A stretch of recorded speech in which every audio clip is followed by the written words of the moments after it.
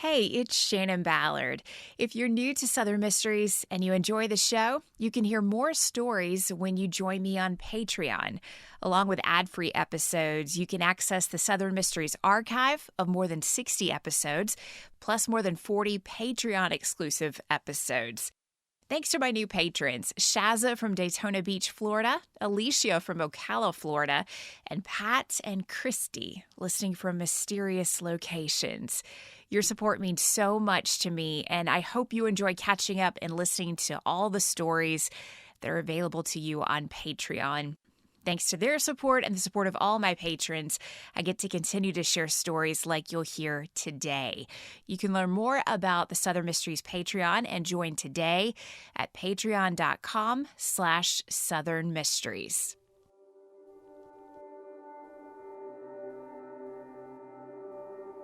This episode is an expanded and updated version of an episode from the Southern Mysteries Patreon archives.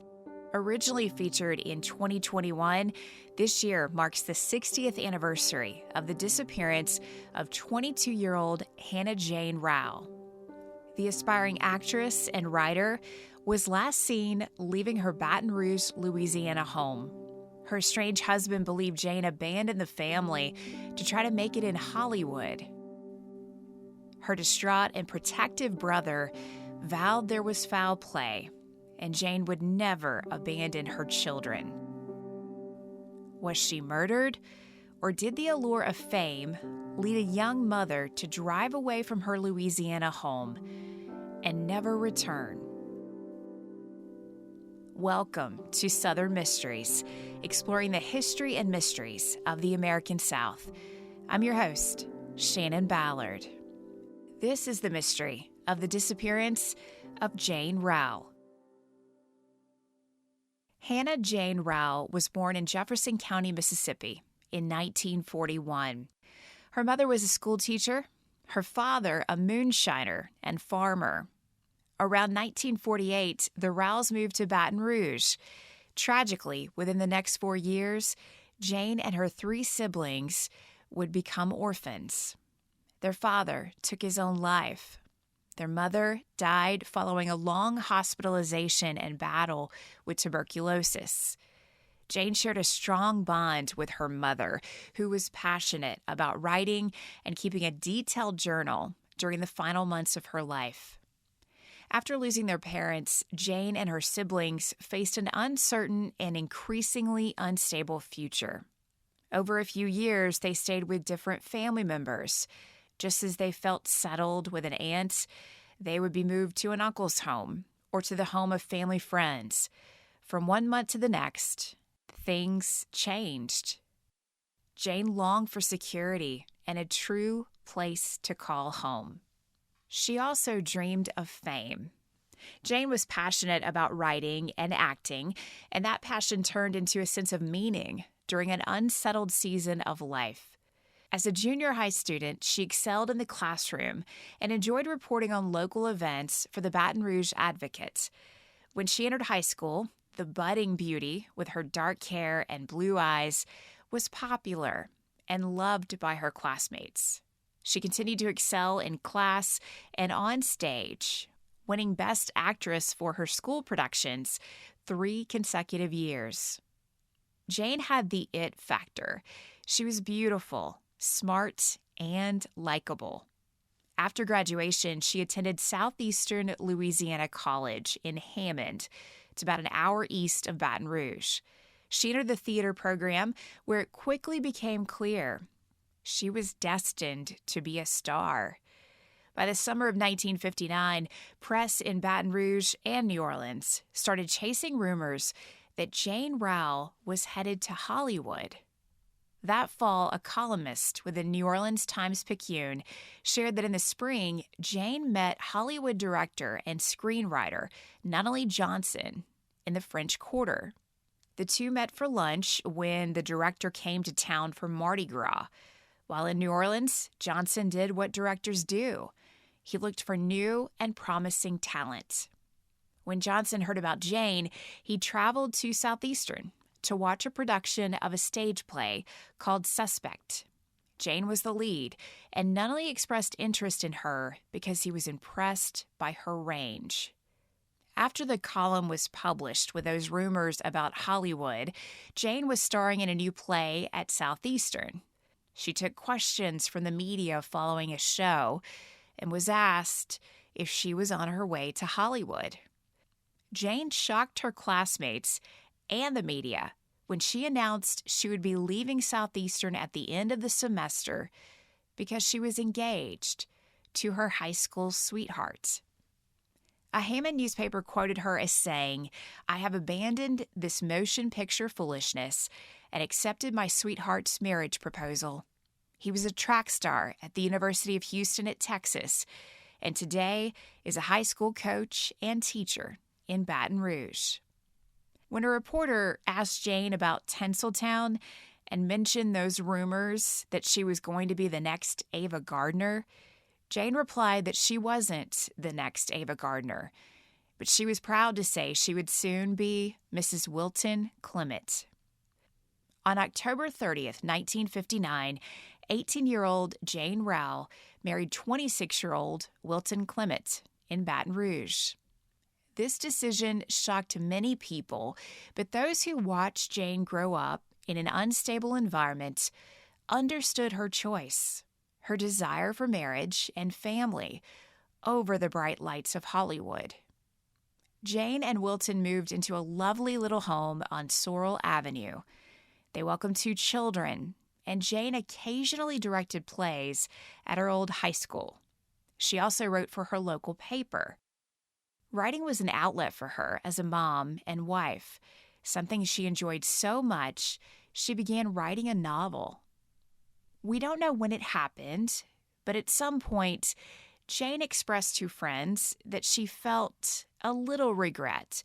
She loved her children, but felt like she missed her chance at greatness.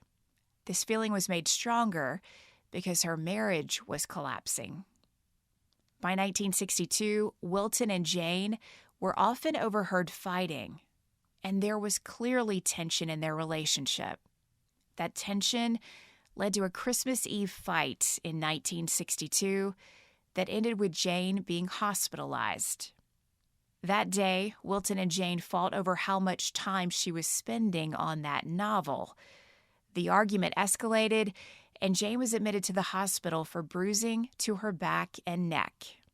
She spent the next week in her hospital room, recovering and working out what to do next. When she was discharged, Mrs. Jane Clement didn't go home to the house she shared with Wilton on Sorrel Avenue. She and her children stayed with friends, and Jane filed for divorce. By the end of March 1963, Jane was granted the house on Sorrel Avenue, along with full custody of her 2-year-old and 7-month-old. Jane was close to her brother Wiley, who was a pillar of support as she began a new life as a single mother. She was honest with Wiley, told him she feared living alone, which is why her protective brother, who lived in New Orleans, often visited and stuck around for a few days. There were clear signs Jane was afraid of something or someone. Along with the fear of staying alone at the house, she wrote a letter to her infant daughter and asked that it be given to her when she turned 18. Weeks later, Jane Rowell vanished. Her disappearance was strange and unexpected because 22-year-old Jane was trying to balance hope for the future with the fear of her ex. She must have been feeling what she had felt as a child, her life being unsettled again. She started writing more chapters of her novel, and despite any regret over her career, Jane's friends and neighbors described her as a completely devoted and protective mother. Her sudden disappearance made no sense to them.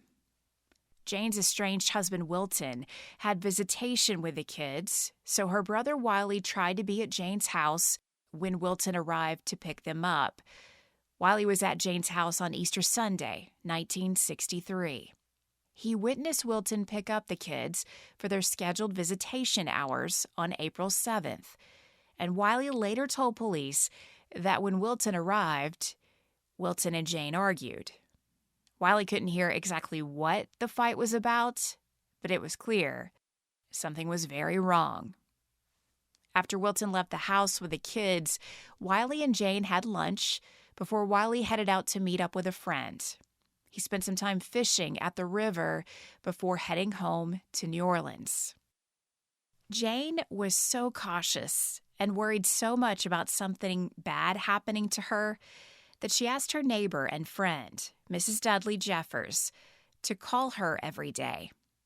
Wiley knew about the plan, in which Jane told Mrs. Jeffers that if the day came she didn't answer the phone, she should call Wiley to let him know. 10 days later, on April 17th, Mrs. Jeffers called Wiley to let him know she had tried to call Jane for days, but Jane hadn't answered.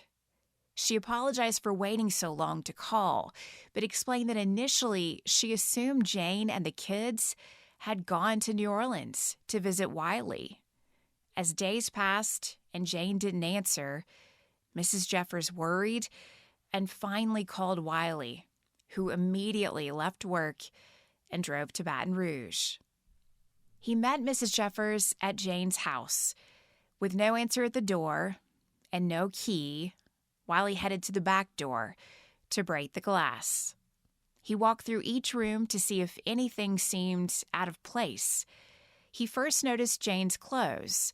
What appeared to be all of her belongings were still in her room, along with her makeup. When he walked into the laundry room, he found mildewed clothes in the dryer. It was out of character for Jane to leave clothes to mildew. She was very particular about her laundry. Apart from the laundry, Wiley said everything else seemed in its place. Wiley called Wilton to ask if Jane and the kids were at his house. Wilton said Jane wasn't with him, but the kids were. He explained he tried to drop the kids off after visitation ended on Easter Sunday, but when he got to Jane's house, she wasn't home. He turned around and took the kids back to his house. Wiley asked Wilton why he hadn't called or checked in. At this point, it had been 10 days since anyone had seen Jane Rowell. Wilton was quick to say he assumed Jane left town, abandoned the family, and was headed for Hollywood. Wiley hung up the phone and immediately called the police. The Baton Rouge City Police and the local sheriff's office responded, and after speaking with Wiley and Mrs. Jeffers, they talked to Wilton, who told investigators about the last time he saw his wife. But he had a different story for investigators than he had shared with Wiley. Wilton said he brought the children back after visitation ended Easter Sunday and saw Jane. He told police he left the children with her, and the next morning, Monday, April 8th, Jane called him and asked if he could pick up the kids. Wilton claimed Jane had been offered a job and had a lunch meeting with the owner of a club on Bourbon Street in New Orleans. He explained he wanted to help Jane, so he picked up the kids and called late that night to see when he needed to bring them home. But there was no answer. Wilton said he never tried to call again or thought much of it because in his mind, there were a few reasons Jane could be away from home. He figured she may have taken the job offer, maybe decided to stay with Wiley in New Orleans for a few days, or had left to pursue her dream of making it in Hollywood. Police looked into the claim of the job offer, but there was no known evidence of a job interview on that Monday or any job for Jane in New Orleans. She hadn't been staying with her brother either. And the Hollywood angle just didn't sit well with the police. Since the day Jane Rowell was last seen, on April 7th, 1963, she made no appearance in a movie. Investigators focused on Jane's home to try to answer the question of what happened to this young mom. When they searched the house, Wiley was asked to do a walkthrough with police, point out anything that seemed out of place. During that walkthrough, Wiley stopped police and told them he had just noticed something he didn't notice earlier. He told police a pink bedspread he normally used when he stayed at the house wasn't on the back of the couch, where Jane always left it for him. Police searched the home for it, but it's never been found. That bedspread is the only piece of potential evidence that was confirmed to be missing from inside Jane's house. When police canvassed Jane's neighborhood, they found that no one noticed anything suspicious or had seen any strange cars leading up to the weekend Jane disappeared. With all of Jane's belongings still in the home, all of her lovely clothes and her makeup that she surely needed if she was headed to Hollywood, investigators began to press Wilton Clement about his version of what happened to Jane. Was there foul play in the disappearance of Jane Rowell? Investigators distributed bulletins with Jane's description nationwide. They spoke with her friends and former classmates from high school and college who lived in Mississippi, Alabama, Florida, North Carolina, and Pennsylvania. None of them had spoken with Jane recently. They had no idea where she could be. Which brought detectives back to Wilton Clement.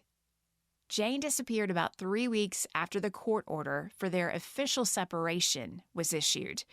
Police asked Wilton if he was angry that Jane got custody of their kids and took his house. Did he take his anger out on Jane, as he had Christmas Eve 1962? Wilton Clement maintained Jane left and he had no idea where she was. With no known evidence linking Wilton to the disappearance of Jane, Wilton Clement was never officially named a suspect in her disappearance. The district attorney allegedly collected evidence related to Jane's disappearance that was presented before a grand jury. That evidence and outcome has never been made public. Jane's aunt, Mary Baker, continued to do all she could to help find her niece. Mrs. Baker lived in Natchez, Mississippi, and rallied all the help she could to run ads in regional newspapers. She offered a $500 reward for information about her niece's disappearance. Mrs. Baker waited and hoped, but never received a response from those ads. There was a potential lead in December 1963 when newspapers reported the discovery of a body near Benbrook Lake Dam outside of Fort Worth, Texas. Authorities in Texas confirmed the skeletal remains were female. Reporters asked if this could be related to the disappearance of Jane Rowell. Texas authorities said it was highly unlikely. The remains found in Texas appeared to be from a woman who was 5'7", 135 pounds, with strawberry blonde hair. Jane Rowell was about 5'3", 100 pounds, with dark hair. Authorities did their due diligence. They requested Jane Rowell's dental records for comparison and determined there was no match. In 1965, Jim Crane, a Louisiana columnist, interviewed Jane's brother, Wiley Rowell. He was working on a feature story about Jane, trying to bring attention back to the case, hoping to stir up some tips to get answers for Wiley and everyone who cared for Jane. As the men sat in a New Orleans cafe, Wiley told Jim Crane that Jane's disappearance is the sort of thing you never get over, that there had been no peace in his family since Jane disappeared. He said it felt worse than knowing someone you loved has died because you're left with a nightmare of never knowing what happened to them, or at the very least, having confirmation of what you suspect. Jim Crane asked the question, "What do you think really happened to Jane?" Wiley looked up at Jim and replied, "Murder. I'd stake my life on it." Since the day Jane disappeared in 1963, there has never been a confirmed sighting of her. Wiley Rowell died in 2008. Wilton Clement remained in Baton Rouge, where he retained custody of his children. They remained in Louisiana, where Wilton died in 2022. H.L. Aldridge is the creator of Bayou Justice, a weekly true crime newspaper column featuring crime stories from South Louisiana. Earlier this year, Bayou Justice featured the case of Jane Rowell for the second time. Aldridge wrote that in April 2020, he spoke with Jane's daughter, Janet. Janet shared that when she was in college, she met her Uncle Wiley at a cafe where he shared memories about her mom and gave her pictures of Jane. Janet said to her it was clear her uncle was close to her mom and had never gotten over her mother's disappearance. She said it was also clear Wiley was on drugs of some kind that day. Apparently, he felt bad about their meeting and reached out to Janet years later to apologize, explaining he had been nervous. Janet explained to Bayou Justice that her mother's family was, quote, a little crazy, saying of Jane, her father shot himself while he had a drug problem, and Patsy, my mom's older sister, ran away years before my mother disappeared. Janet also revealed a sighting of her mother after Jane disappeared in 1963, a sighting that has never been confirmed by police. Janet said she had been named after Janet Robinson, a woman who helped raise the Rowell children after they lost their parents. Janet met with her namesake, who told her she had seen Jane Rowell years after Jane was reported missing. She was at a gathering with friends in Pascagoula, Mississippi. She was shocked to look up and see a woman who resembled Jane in the crowd. She tried to approach her, but by the time she made it across the room, this woman had disappeared in the crowd. Janet asked a woman who had been sitting beside the mystery woman if she knew who she was. She said all she knew was the woman introduced herself as Jane. When asked what she believed happened to her mother, Jane's daughter, Janet, defended her father, Wilton, saying Wiley and maybe the police think my dad did something to her, but you will never find a more easygoing, mild-tempered man. Janet said her mother may have been murdered, but she knew her father, and there was no way he was responsible for her mother's death. As Janet claimed, mystery and tragedy seemed to weigh heavy over the Rowell family. In the years since Jane disappeared, it's been confirmed that back in 1953, her sister Patsy also disappeared. There have been rumors that Patsy was pregnant and single, and it's been reported that, unlike Jane, law enforcement did not investigate Patty's disappearance because no one ever filed an official missing person report. Wilton Clement told police Jane abandoned her family for Hollywood, which in his mind meant it was possible that Jane, who was only 22 when she went missing, could have met someone else and started another family. Jane never appeared in a movie, but as Bayou Justice learned, there are some bizarre coincidences related to Jane Rowell, to California, and specifically to Hollywood. Jane's full name was Hannah Jane Rowell Clement. A 29-year-old woman mysteriously disappeared from her home in California in 1993. Her name was Hannah Jane Rowell. If you look up Hannah Jane Rowell missing, these cases are often confused because of that similarity. In 2017, an actress named Jane Clement appeared in a movie called Dead Ringer. The 35-year-old actress looks exactly like the young Hannah Jane Rowell Clement, who went missing in 1963. The actress was born in England, and there's no known connection between the two. It's just a bizarre coincidence, and another dead end in the Jane Rowell disappearance. All we have are theories. Perhaps that pink bedspread was missing from her home because that's where Jane was killed. The killer wrapped her body in it and removed her body and disposed of it. There is another heartbreaking theory. We know Jane's father took his own life when she was a child. We know Jane was struggling and fearful in the weeks before she went missing. Some would say paranoid. It's been suggested she may have taken her own life, but the fact that her remains were never found makes that seem unlikely. If Jane Rowell died in April 1963, rather than taking off somewhere to pursue a career, it seems far more likely she was murdered, and the killer went to great lengths to make sure her body was never found.